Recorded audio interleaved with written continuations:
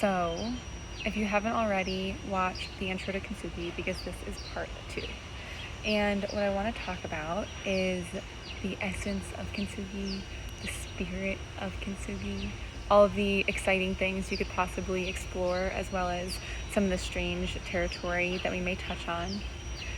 And what I want to say first is that this is a space for experimentation, and I take that really seriously. So, as you know from the first video, which I hope you watched, the one rule is that we use a safe word, and the safe word is avocado. And we have the safe word so that it's safe in order to practice all sorts of scary things. And you know that anything can stop at any moment, and that's really important because of the territory that we might get into. We might get into intense emotional territory. We might get into intense psychological territory. There are a lot of topics that people explore at Kintsugi because it's just scary to explore them in other places, and the stakes can be really high. So people explore things like sexuality, and sometimes in a very flippant way, which when we're in the normal world, again, you don't always want to be flippant with your sexuality, although you might. But in Kintsugi, it's a space where it's okay to take a lot of those things that you may have hidden in the closet for a while, or that you only let certain people see, and gain more flexibility in working with them and playing with them and feeling into them. So one of the really common things that people play around with is sexuality. Can it be okay for me to feel sexual arousal in my system when I'm talking to someone?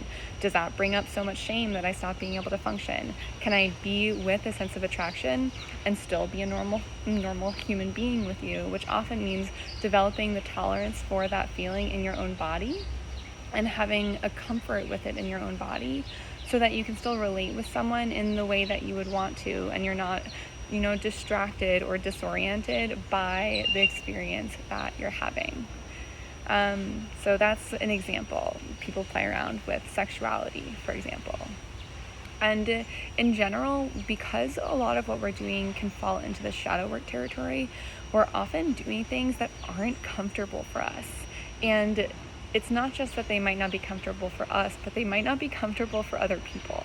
So part of what you're opting into if you come to Kintsugi is that you're probably going to be uncomfortable at some point. And honestly, if you're not uncomfortable at some point, you're probably not stretching enough.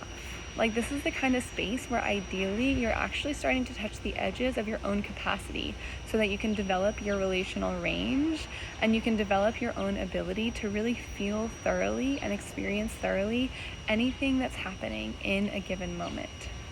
And this piece about comfort, I think, is really crucial because a lot of us shy away from discomfort. And Kintsugi is a place where we can become comfortable with our own discomfort because that's often where the growth happens.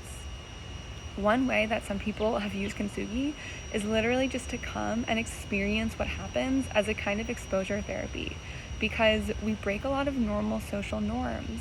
Like, you don't have to listen to the person who's talking.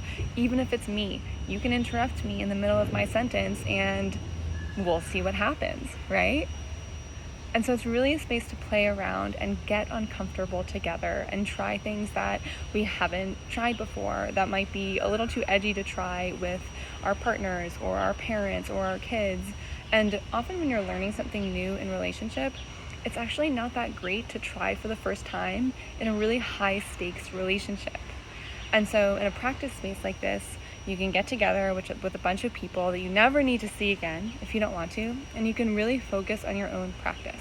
And to me, this is so crucial for nourishing our ability to be in the relationships in our lives in more healthy and more adaptive and more responsive rather than reactive ways. So there's probably going to be a part 3, but I'm going to stop there for now.